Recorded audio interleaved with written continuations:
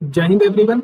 हम अपने मैट्रिसेस के दो लेक्चर्स कर चुके हैं, जिसमें फर्स्ट लेक्चर में हमने मैट्रिसेस का इंट्रोडक्शन देखा था एंड सेकंड लेक्चर में हमने टाइप्स ऑफ मैट्रिसेस के बारे में जाना।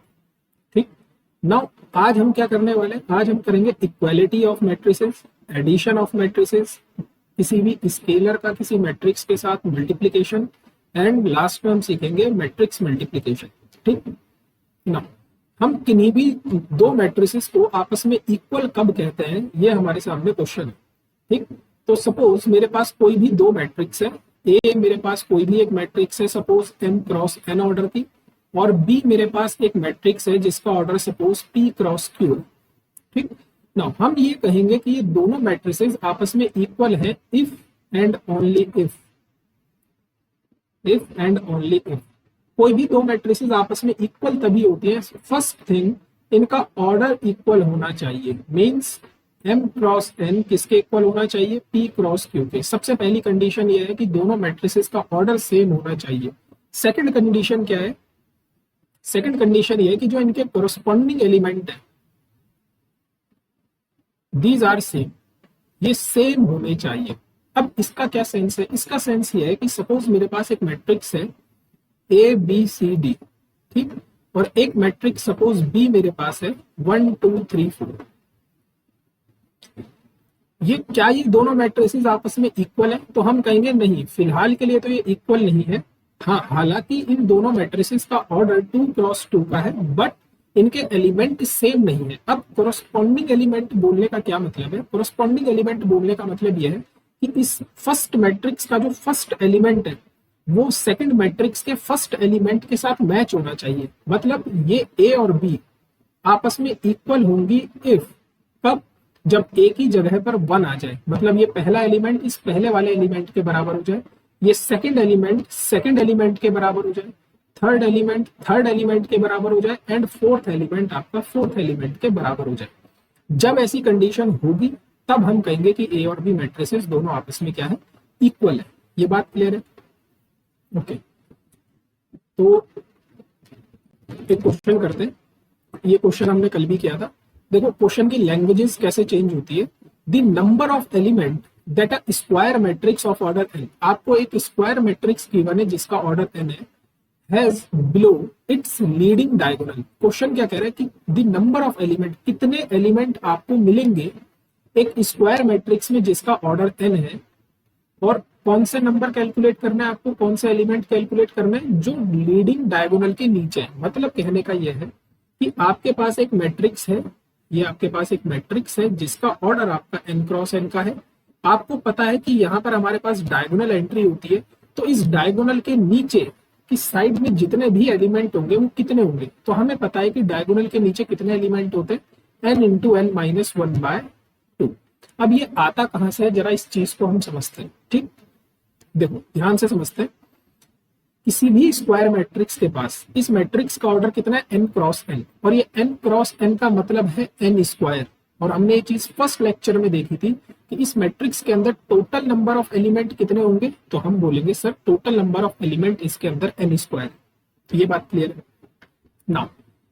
डायगोनल के जितने ऊपर एलिमेंट होते हैं एग्जैक्टली उतने ही नीचे एलिमेंट होते हैं किसी भी स्क्वायर मैट्रिक्स में। आप चाहे 2 क्रॉस 2 की स्क्वायर मैट्रिक्स उठाओ, 3 क्रॉस 3 की उठाओ, 4 क्रॉस 4 की उठाओ, डायगोनल के जितने ऊपर होते हैं उतने ही एग्जैक्टली एलिमेंट नीचे होते हैं।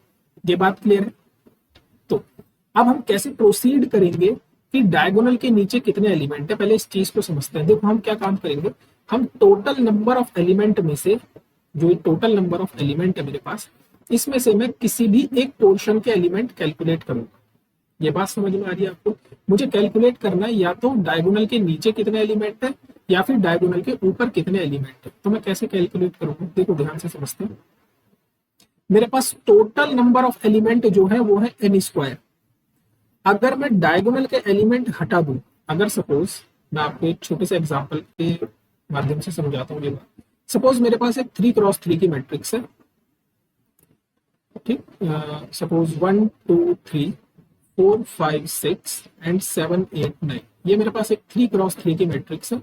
मुझे ये कैलकुलेट करना है कि डायगोनल के नीचे कितने एलिमेंट है। तो मैं एक काम करता हूँ, सबसे पहला काम मैं ये करता हूँ कि इसके जो डायगोनल के एलिमेंट है ना, इनको रिमूव कर देता हूँ। क्योंकि मुझे पता है डायगोनल के जितने ऊपर एलिमेंट होंगे एग्जैक्टली उतने ही नीचे एलिमेंट होंगे। तो मैं अब क्या काम करूंगा, मैंने सबसे पहले चेक करा कि इसके अंदर टोटल कितने एलिमेंट्स हैं, तो मैं कहूंगा 3 स्क्वायर इसके अंदर टोटल एलिमेंट है।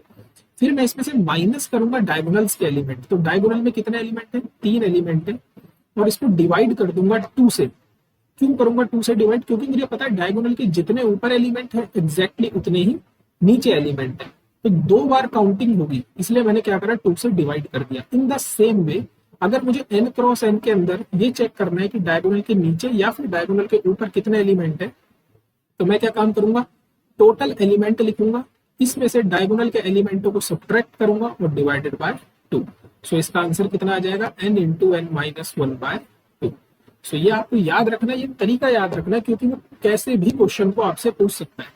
ठीक, ये बात क्लियर हुई आप लोगों को। अच्छा, इसका यूज मैं तब भी करूंगा जब मैं आपको सिमेट्रिक और स्क्यू सिमेट्रिक मैट्रिक्स के बारे में बताऊंगा। ठीक, आगे बढ़ते हैं। नेक्स्ट है हमारे पास एडिशन ऑफ 2 मैट्रिसेस। सबसे पहला क्वेश्चन ये उठना चाहिए, क्या हर 2 मैट्रिसेस का या 3 मैट्रिसेस का, कितनी भी मैट्रिसेस का क्या एडिशन हर बार पॉसिबल होगा? तो हमारा आंसर होगा नहीं, हर बार मैट्रिसेस का एडिशन पॉसिबल नहीं है। तो हम कब बोलेंगे कि मैट्रिक्स का एडिशन पॉसिबल है? तो मैट्रिक्स का एडिशन तभी पॉसिबल होगा जब इनके ऑर्डर सेम होंगे। सो यहाँ पर ऑर्डर मस्ट बी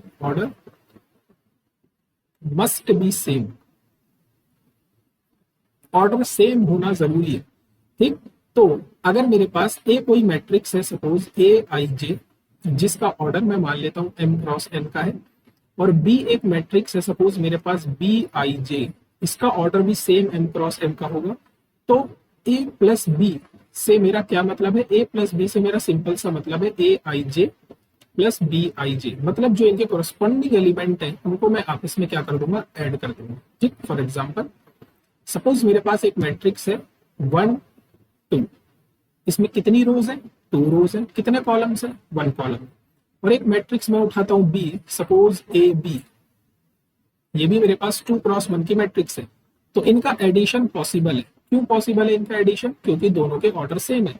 अब ऐड कैसे होंगी दोनों मैट्रिसेस? तो हमने कहा इनके कोरस्पॉन्डिंग एलिमेंट ऐड हो जाएंगे, मतलब 1 प्लस ए और इधर मिलेगा 2 प्लस बी। So simple. ठीक, इन द सेम वे अगर मेरे पास ए कोई मैट्रिक्स है 1 2 3 4 और बी एक मेरे पास मैट्रिक्स है -1 -2 -3 and -4, so what is A plus B? So A plus B का सेंस क्या है कि आप 1 को -1 के साथ ऐड करोगे, 2 को -2 के साथ, 3 को -3 के साथ और 4 को -4 के साथ। So this is what, this is null matrix, है ना, ये आपने पढ़ा है। ये कैसी मैट्रिक्स है? ये नल मैट्रिक्स है। इसे नल मैट्रिक्स बोलो चाहे आप जीरो मैट्रिक्स बोलो, कोई फर्क नहीं पड़ता है। सो इंपॉर्टेंट चीज क्या है कि किन्हीं भी 2 मैट्रिसेस का एडिशन एक ही शर्त पर पॉसिबल होगा अगर उनके ऑर्डर सेम है। ये याद रखना, क्योंकि आपके पास एग्जामिनर क्वेश्चन पूछता और पूछे हुए हैं। जब मैं आपको पीवाईक्यू करवाऊंगा तब एक एक कॉन्सेप्ट को मैं इनसे उठाऊंगा। ठीक, कोई भी शॉर्टकट आपको नहीं करवाऊंगा, सारे के सारे क्वेश्चंस केवल और केवल कॉन्सेप्ट के माध्यम से ही होंगे। Now what is scalar multiplication? Now ये चीज इंपॉर्टेंट है। ये चीज इसलिए इंपॉर्टेंट है क्योंकि बहुत से स्टूडेंट जो है वो कंफ्यूज हो जाते हैं जब डिटर्मिनेंट में हम स्केलर मल्टीप्लिकेशन पढ़ते हैं। सो मैट्रिक्स में और डिटर्मिनेंट में बहुत फर्क है। ठीक, फिलहाल हम मैट्रिसेस पर फोकस करते हैं। स्केलर मल्टीप्लिकेशन, स्केलर का मतलब कोई भी कांस्टेंट आपने उठाया उसकी मैट्रिक्स से मल्टीप्लाई आपको करवानी है। जैसे सपोज मेरे पास एक मैट्रिक्स है 1 2, इसका ऑर्डर कितना है 2 क्रॉस 1, और एक मैं कोई भी रियल नंबर उठा लेता हूं से 1/2, ये मेरे पास कोई भी एक स्केलर है। मैं क्या करना चाहता हूं, इस 1/2 की इस a से मल्टीप्लाई करवाना चाहता हूं। तो इसका मतलब ये है कि इस मैट्रिक्स के अंदर जितने भी एलिमेंट है उन सब से इस 1/2 की मल्टीप्लाई होगी। ठीक, सो आपका आंसर कितना आ जाएगा, 1/2 और 1। सो बेसिकली मैंने क्या बोला कि अगर ए मेरे पास कोई भी एक मैट्रिक्स है जिसका ऑर्डर m क्रॉस n है, और के मेरे पास कोई भी एक रियल नंबर है, कुछ भी हो सकता है ये real number, so what is के ए? सो के ए इज सिंपली के इंटू ए आई जे। अच्छा, क्या इसका ऑर्डर चेंज होगा? ऑर्डर बिल्कुल भी चेंज नहीं होगा, है ना। किसी भी स्केलर से अगर आप किसी मैट्रिक्स की मल्टीप्लाई करवाओगे तो उसका ऑर्डर कभी भी चेंज नहीं होगा। ये बात क्लियर है। एक दूसरा एग्जांपल उठा लेते हैं। जैसे सपोज 1 0 0 1, ये मेरे पास एक मैट्रिक्स है जो आइडेंटिटी मैट्रिक्स है 2 ऑर्डर की, और मैं क्या करना चाहता हूँ 2 से मल्टीप्लाई करवाना चाहता हूँ ए की, तो क्या आएगा, हर एक एलिमेंट की 2 से मल्टीप्लाई हो जाएगी, सो ये मुझे मिल जाएगा 2a। क्लियर है ये बात? ओके, सो एक क्वेश्चन करते हैं। क्वेश्चन हमारे पास क्या है कि ए आपको गिवन है, के ए आपको गिवन है, सो आपसे पूछ रहा है then what is the value of k a and B, आपसे इन तीनों की वैल्यू को जानना चाहता है। ठीक है, तो आपको जो के ए गिवन है वो क्या गिवन है, 0, 3a, 2b एंड 24। ओके, सो के टाइम्स ऑफ ए की वैल्यू आपको कितनी गिवन है, ए की वैल्यू आपको ये गिवन है 0, 2, 3, -4 and this quantity equals to 0, 3a, 2b and 24। ठीक, नाउ जस्ट आपने सीखा कि k को हमारे पास कोई भी एक स्केलर है, ये जैसे ही अंदर मैट्रिक्स के पास जाएगा मैट्रिक्स के हर एक एलिमेंट के साथ इसकी मल्टीप्लाई हो जाएगी। सो ये आपको क्या देगा, 0, 2k, 3k and -4k। Now this matrix equal किसके है, इस वाली मैट्रिक्स के, 0, 2b, 3a एंड 24। तो आप लोगों ने अभी जस्ट सीखा है कि ये दोनों मैट्रिसेस आपस में इक्वल है, वो केवल एक ही शर्त पर होंगी, कब, जब इनके कोरस्पॉन्डिंग एलिमेंट आपस में बराबर हो जाए, दैट मींस 0, 0 के बराबर हो जाए, which is an obvious thing. 2 के किसके बराबर होना चाहिए, 2 के equals to 3a, this we have equation number first. Next 3 के किसके इक्वल होना चाहिए, 2b के, सो 3 के equals to 2b, this we have equation number 2। And the last one is -4 के किसके इक्वल हो जाना चाहिए, 24 के। सो यहाँ से k की वैल्यू हम इजिली इवेल्युएट कर सकते हैं, 24 divided by -4, so k is -6। जैसे ही आपको k की वैल्यू मिली, सो मैं इस k की वैल्यू को इक्वेशन नंबर फर्स्ट में भी पुट करूंगा और इक्वेशन नंबर सेकंड में भी पुट करूंगा। सो फर्स्ट इंप्लाइज ये हो जाएगा 2 into -6 equals to 3a, 3 2 6, so a की वैल्यू आपको कितनी मिल जाएगी, -4। And second implies 3 into -6 equal to 2b, so 2 3 6, so b की वैल्यू आपको कितनी मिल जाएगी, -9। क्लियर हुआ क्वेश्चन? तो हमने यहाँ पर दो कॉन्सेप्ट एक साथ लगाए। सबसे पहला कॉन्सेप्ट स्केलर मल्टीप्लीकेशन का, second concept equality of to matrices का। ठीक, नाउ नेक्स्ट और आज का हमारा last topic multiplication of matrices, and बहुत इंपॉर्टेंट है क्योंकि इससे आपके एग्जाम में क्वेश्चन बनते हैं, डेफिनेटली बनते हैं। नाउ सबसे पहला सवाल वही, क्या हर मैट्रिसेस का मल्टीप्लिकेशन पॉसिबल है? तो हम कहेंगे नहीं, ऐसा पॉसिबल नहीं है। जिस तरीके से एडिशन हमारा केवल सेम स्क्वायर मैट्रिसेस के लिए ही, सॉरी स्क्वायर नहीं, सेम ऑर्डर की मैट्रिसेस के लिए पॉसिबल था, वैसे ही मैट्रिक्स मल्टीप्लिकेशन में भी कुछ नियम है, कुछ रूल्स है, तभी मैट्रिक्स मल्टीप्लिकेशन पॉसिबल हो पाए। ठीक, तो सबसे पहले सपोज मेरे पास एक मैट्रिक्स है ए जिसका ऑर्डर है m क्रॉस n का, और एक मैट्रिक्स मेरे पास बी है Bij, इसका ऑर्डर सपोज है n क्रॉस p का। ठीक, ना a इंटू बी तभी पॉसिबल हो पाएगा जब इस b, मतलब ये जो लास्ट में जो पोस्ट है, हम ऐसे बोलते हैं कि जो लास्ट में ये पोस्ट है और जो पहले है ये प्री है, मतलब ये जो पोस्ट वाली आपकी मैट्रिक्स है इसके नंबर ऑफ रोज इक्वल होने चाहिए जो फर्स्ट जो प्री में मैट्रिक्स है उसके नंबर ऑफ कॉलम्स के साथ, नंबर ऑफ कॉलम्स के साथ। ये बात क्लियर है? मतलब ए बी का मल्टीप्लिकेशन एक ही शर्त पर पॉसिबल हो पाएगा, जब पहली वाली मैट्रिक्स के नंबर ऑफ रोज सेकंड वाली मैट्रिक्स के नंबर ऑफ कॉलम्स के बराबर हो जाए। जब जब ऐसा होगा तब तब मैट्रिक्स का मल्टीप्लिकेशन पॉसिबल होगा, अदरवाइज मैट्रिक्स का मल्टीप्लिकेशन पॉसिबल नहीं होगा। एक एग्जांपल के थ्रू मैं आपको समझाता हूँ। सपोज ए मेरे पास एक मैट्रिक्स है 1 2, इसका ऑर्डर कितना है 2 क्रॉस 1। एक मैट्रिक्स मेरे पास सपोज बी है 1 2, इसका ऑर्डर कितना है 1 क्रॉस 2, और मैं आपसे बोलूं कि आप मुझे ए इंटू बी बताओ पॉसिबल हो पाएगा या नहीं, तो आप सीधा सा एक चीज चेक करोगे कि पहली वाली मैट्रिक्स है ए, इसके नंबर ऑफ कॉलम्स कितने हैं 1, सेकंड मैट्रिक्स है मेरे पास बी, इसके नंबर ऑफ रोज कितने हैं 1, और यस ये दोनों चीज क्या है आपस में इक्वल है, that means A into B possible है। ये बात क्लियर है? जैसे सपोज एक मैट्रिक्स में ए उठा लेता हूँ 1 2 3, यहाँ पर 3 रोज एंड 1 कॉलम्स है, और बी एक मैट्रिक्स उठा लेते हैं 1 2 3 4, इसमें 2 रोज एंड 2 कॉलम्स है। अब मैं अगर आपसे पूछूं क्या ए बी पॉसिबल है, तो आप क्या बोलोगे कि ए मतलब जो फर्स्ट वाली मैट्रिक्स है उसके नंबर ऑफ कॉलम्स है 1 और जो सेकंड मैट्रिक्स है उसके नंबर ऑफ रोज है 2 and we know that 1 is not equals to 2, that means A into B possible नहीं होगा। सबसे पहली बात तो ये कि कब मैट्रिक्स का मल्टीप्लिकेशन पॉसिबल होगा, जब पहली वाली मैट्रिक्स के जो नंबर ऑफ कॉलम्स हैं वो इक्वल होने चाहिए जो पोस्ट में मैट्रिक्स है उसके नंबर ऑफ रोज है। ये बात क्लियर हो। सेकंड चीज, यहां से हमें ये तो पता चल गया कि मैट्रिक्स का मल्टीप्लिकेशन पॉसिबल है। अब जब आप दो मैट्रिक्सेस की मल्टीप्लिकेशन करवाओगे तो आपको मिलेगा भी तो मैट्रिक्स। जैसे दो मैट्रिक्स का एडिशन करवाने पर आपको एक मैट्रिक्स मिलती है, ऐसे ही दो मैट्रिक्स का मल्टीप्लिकेशन करवाने पर भी आपको एक मैट्रिक्स मिलेगी। क्वेश्चन ये है कि जो आपको मैट्रिक्स मिलेगी उसका ऑर्डर कितना होगा। तो हमने बोला कि ये जो चीज है, पहली वाली मैट्रिक्स के कॉलम और दूसरी वाली मैट्रिक्स के रो, ये तो आपको केवल ये बताएंगे कि मैट्रिक्स का मल्टीप्लिकेशन पॉसिबल है या नहीं। अब कितनी उस मैट्रिक्स का ऑर्डर कितना होगा ये बात बताएंगे बचे हुए नंबर्स। मतलब यहाँ पर नंबर ऑफ रोज कितनी है m और इधर नंबर ऑफ कॉलम्स कितने हैं p। मतलब जो मैट्रिक्स का मल्टीप्लिकेशन होकर आएगा उसका ऑर्डर कितना होगा m क्रॉस p का। ये बात क्लियर है। जैसे हम एग्जांपल के थ्रू इन चीजों को समझते हैं तो हमारे लिए ज्यादा आसानी होगी। ठीक, जैसे सपोज आपने देखा भी होगा, अगर पेपर एनालाइज किया होगा कि क्वेश्चंस डेफिनेटली बनते हैं। जैसे सपोज ए मेरे पास एक मैट्रिक्स है जिसका ऑर्डर 2 क्रॉस 3 है और बी मेरे पास एक मैट्रिक्स है जिसका ऑर्डर 3 क्रॉस 2 है। मैंने बोला क्या ए बी का मल्टीप्लिकेशन पॉसिबल है? आप कहोगे यस बिल्कुल पॉसिबल है, क्योंकि पहली वाली मैट्रिक्स के नंबर ऑफ कॉलम्स और दूसरी वाली मैट्रिक्स के नंबर ऑफ रोज सेम है। अब मैंने पूछा अगर मैट्रिक्स का मल्टीप्लिकेशन पॉसिबल है तो इस मैट्रिक्स का ऑर्डर कितना होगा। जब आप मैट्रिक्स की मल्टीप्लाई करवा दोगे तो उनका ऑर्डर कितना होगा, तो आप बोलोगे 2 क्रॉस 2। मतलब जो आपको मैट्रिक्स मल्टीप्लाई होकर मिलेगी उसका ऑर्डर कितना होगा, 2 क्रॉस 2 का होगा। ये बातें क्लियर हुई सबको। अब हम सीखेंगे कि मैट्रिक्स का मल्टीप्लिकेशन हमने सीख लिया कब पॉसिबल है।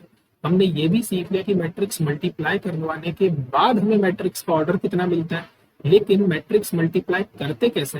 क्या ये सेम एडिशन की तरह ही है? तो आंसर इज नो। एडिशन की तरह मल्टीप्लिकेशन बिल्कुल भी नहीं है, थोड़ा सा कॉम्प्लिकेटेड है, बट डिपेंड करेगा आपकी प्रैक्टिस पर। आपकी एनसीईआरटी में बहुत से क्वेश्चंस हैं मैट्रिक्स मल्टीप्लिकेशन पे, तो जैसे ही आप ये टॉपिक खत्म होगा आप मैट्रिक्स मल्टीप्लिकेशन के 5 से 6 क्वेश्चंस करना, आपका मैट्रिक्स मल्टीप्लिकेशन इजीली स्मूथ हो जाएगा है ना। आप इजीली कर पाओगे मैट्रिक्स मल्टीप्लिकेशन। तो सीखते हैं मैट्रिक्स मल्टीप्लिकेशन कैसे करते हैं। मैट्रिक्स मल्टीप्लिकेशन के लिए एक रूल है कि आपको इस नियम को, इस रूल को फॉलो करना है। मतलब जो प्री में आपकी मैट्रिक्स है उसकी आपको एक एक रो उठानी है और पोस्ट में जो आपके पास मैट्रिक्स है उसकी एक एक कॉलम के साथ आपको मल्टीप्लाई करवानी है। तो हम एक एग्जांपल के थ्रू इस चीज को समझते हैं। सबसे पहले हम एक 2 क्रॉस 2 की मैट्रिक्स उठा लेते हैं, उसके बाद हम डिफरेंट टाइप की मैट्रिक्सेस उठानी शुरू करेंगे। 1 2 3 4। ठीक, सो ये भी 2 क्रॉस 2 की मैट्रिक्स है, इधर भी 2 क्रॉस 2 की मैट्रिक्स है। नाउ मैं ए बी का मल्टीप्लाई करवाना चाहता हूँ। सॉरी, यहाँ पर मेरे पास फर्स्ट मैट्रिक्स के नंबर ऑफ कॉलम्स और सेकंड मैट्रिक्स के नंबर ऑफ रोज सेम है, that means matrix multiplication possible है। सेकंड चीज, ए बी का जब मैं मल्टीप्लाई करवाऊंगा तो मुझे कितने ऑर्डर की मैट्रिक्स मिलेगी, तो आप कहोगे सर यहाँ पर 2 बचा है और इधर भी 2 बचा है, दैट मीन्स हमें 2 क्रॉस 2 की मैट्रिक्स का ऑर्डर डेफिनेटली मिलेगा। अब मैट्रिक्स मल्टीप्लिकेशन कैसे करें? तो सबसे पहले आपको जो प्री में मैट्रिक्स दी है उसकी आपको सबसे पहली रो उठानी है और पोस्ट में जो आपको मैट्रिक्स गिवन है उसकी हर एक कॉलम के साथ कॉरस्पॉन्डिंग मल्टीप्लाई करवानी है। What does it mean? It's mean that आपने ये 2 2 मैट्रिक्स उठाई, ये आपने सपोज ये आपके पास रो है, ये पेन जो है मेरा ये रो है, ये 2 2 है। आपको क्या करना है, इसको सेकंड वाली मैट्रिक्स के पास जैसे ही जाओगे इसको कॉलम बना देना है। ये जो रो थी आपकी, ये सेकंड मैट्रिक्स के पास जैसे ही जाएगी ये कॉलम बन जाएगी। ठीक, तो कहने का क्या सेंस है, ये जो आपकी रो है 2 2 ये कुछ इस टाइप की दिखेगी और जो बी का पहला कॉलम है वो कितना है 1 3 और सेकंड कॉलम कितना है 2 4। अब आपको क्या काम करना है, इसकी सीधी सीधी मल्टीप्लाई करवानी है। सो 2 की मल्टीप्लाई आप 1 से करवाओगे, 2 into 1, फिर बीच में साइन आएगा प्लस। ठीक, फिर इस वाले 2 की मल्टीप्लाई करवाओगे 3 से, सो 2 into 3। समझ में आया? सेम अब इस 2 की मल्टीप्लाई करवाओगे इस सेकंड वाले कॉलम के पहले एलिमेंट से, मींस 2 into 2, फिर बीच में प्लस, फिर इस वाले एलिमेंट की मल्टीप्लाई 4 से, 2 into 4। You got it?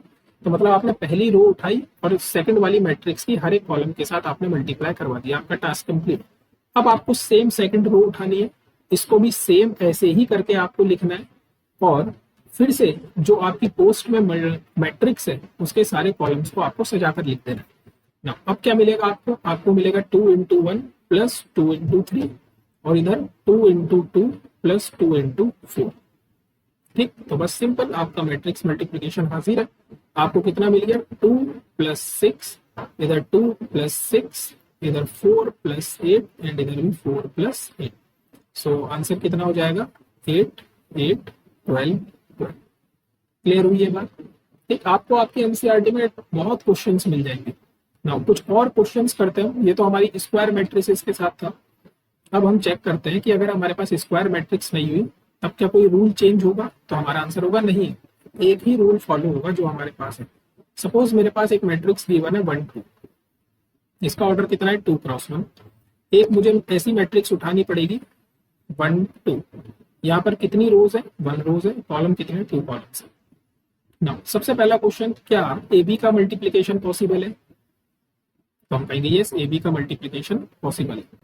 अब अगर ए बी का मल्टीप्लीकेशन पॉसिबल है तो कितने ऑर्डर की मैट्रिक्स आपको मिलेगी मल्टीप्लीकेशन के बाद, तो हम कहेंगे सर जो बच गया 2 × 2 बचा है, तो 2 × 2 की आपको मैट्रिक्स मिलेगी। अब आपको प्री में जो मैट्रिक्स है उसकी रो उठानी है, तो रो में केवल एक ही एलिमेंट है और इस एक एलिमेंट को घुमाकर इधर ले जाना है। मतलब आपको 1 लिखा और फिर आपने बी वाले कॉलम्स लिखने। आपको कहानी समझ आ रही है? आपने ऊपर क्या किया था, ऊपर भी आपने सेम ऐसा ही किया था। देखो ध्यान से देखते हैं, आपने यहाँ पर क्या किया था, आपने सबसे पहले इस वाली मैट्रिक्स की पहली रो उठाई और इस रो को आपने ऐसे करके लिख दिया कॉलम में, फिर आपने कोरस्पॉन्डिंग मल्टीप्लाई करवा के ऐड करवा दिया। इन द सेम वे आप यहाँ पर भी यही गेम करोगे। आपने सबसे पहले फर्स्ट रो का फर्स्ट एलिमेंट उठाया, 1 उठाया। अब इस 1 को आपको क्या करना है, इनके हर एक कॉलम के साथ कोरस्पॉन्डिंग मल्टीप्लाई करवानी। सो 1 की मल्टीप्लाई 1 से हो जाएगी 1 × 1। अब इसके नीचे तो कोई एलिमेंट है नहीं तो कहानी खत्म। फिर इस 1 की मल्टीप्लाई अगले कॉलम से होगी 1 × 2। समझ आया? इन द सेम वे आपने सेकंड रो उठाई, सेकंड रो को आप पहले कॉलम के पास लेके गए, सो 2 × 1। फिर सेकंड रो को आप सेकंड कॉलम के पास लेके गए, 2 × 2। सो इसका मतलब आपको जो मैट्रिक्स मिली है कितनी मिली है, 1 2 2 एंड 4। क्लियर हुई है बात? एक एग्जाम्पल और करते हैं और ये एग्जाम्पल आपको याद रखना है क्योंकि ये एग्जाम्पल बहुत से काउंटर एग्जाम्पल्स की तरह काम करता है। ए मेरे पास एक मैट्रिक्स है 0 1 0 0 और बी मेरे पास एक मैट्रिक्स है 1 0 0 0। दोनों की दोनों मैट्रिक्स 2 × 2 की मैट्रिक्स है। सबसे पहले हम ए बी फाइंड आउट करते हैं, what is A B. So ए मेरे पास कितना है 0 1 0 0 और बी कितना है 1 0 0 0। क्या करना है, फर्स्ट रो पकड़नी है उसको फर्स्ट कॉलम के साथ ऐसे करके। ठीक, सो 0 की 1 से मल्टीप्लाई 0 एंड 1 की 0 से मल्टीप्लाई 0, देन ओके, सो 0 की मल्टीप्लाई 1 से 0, फिर प्लस 1 की मल्टीप्लाई 0 से 0, फिर सेम अभी हमने केवल पहले कॉलम से करवाया, फर्स्ट रो की मल्टीप्लाई सेकंड कॉलम से, 0 की मल्टीप्लाई 0 से 0 प्लस इस 1 की मल्टीप्लाई 0 से 0। क्लियर हुई? अब आपको सेकंड रो उठानी है, इस 0 की मल्टीप्लाई 1 से 0 प्लस इस 0 की मल्टीप्लाई 0 से 0। इन द सेम वे आपने सेकंड रो को सेकंड कॉलम के साथ, इस 0 की मल्टीप्लाई 0 से 0 प्लस इस 0 की मल्टीप्लाई 0 से 0। तो आपको कैसी मैट्रिक्स मिल गई, नल मैट्रिक्स मिल गई। नाउ अब हम कैलकुलेट करना चाहते हैं what is B A. B A क्या होगा, सो आपको बी गिवन है 1 0 0 0 और ए आपको गिवन है 0 1 0 0। कैलकुलेट करते हैं। सो 1 की मल्टीप्लाई 0 के साथ 0, फिर प्लस 0 की मल्टीप्लाई 0 के साथ 0। ठीक, फर्स्ट रो की फर्स्ट कॉलम से मल्टीप्लाई, फिर 1 की मल्टीप्लाई 1 से 1, फिर प्लस 0 की मल्टीप्लाई 0 से 0। सो फर्स्ट रो की सेकंड कॉलम से मल्टीप्लाई होगी। नाउ अब आपको सेकंड रो पकड़नी है, 0 की मल्टीप्लाई 0 से 0, फिर प्लस 0 की मल्टीप्लाई 0 से 0। इन द सेम वे 0 की मल्टीप्लाई 1 से 0 एंड 0 की मल्टीप्लाई 0 से 0। सो यहां पर आपको क्या मिला, 0 1 0 0। अच्छा, क्लियरली आप ये चीज देख पा रहे हो कि ए बी और बी ए का जो मल्टीप्लीकेशन आया वो सेम नहीं है, तो हम ये रिजल्ट लिखते हैं ये रिजल्ट है कि in general A B is not equals to B A. मतलब मैट्रिक्स मल्टीप्लीकेशन जो होता है ये जरूरी नहीं है कि कम्यूट करे। क्वेश्चन ये क्या एडिशन हमेशा कम्यूट करेगा, तो हम कहेंगे यस, मैट्रिक्स का जो एडिशन होता है वो हमेशा कम्यूट करता है। मतलब ए प्लस बी बराबर होता है बी प्लस ए के, बट मल्टीप्लीकेशन जरूरी नहीं है आपस में सेम। तो कल मिलते हैं नए लेक्चर के साथ मैट्रिसेस के, और अच्छी अच्छी चीजें सीखेंगे। एंड देन जब इसके आपके थ्योरेटिकल पोर्शन आपका आधे से ज्यादा हो जाएगा तो हम क्वेश्चन प्रैक्टिस भी करेंगे, और इस चैप्टर के खत्म होते होते होते हम इस बार के आए हुए एनडीए के पीवाईक्यू भी लगाएंगे और कुछ स्टैंडर्ड क्वेश्चंस भी करेंगे जो किसी आईआईटी में पूछे हुए हैं या फिर किसी और कॉम्पिटेटिव एग्जाम में पूछे हुए हैं। ओके, तब तक के लिए जय हिंद, जय भारत।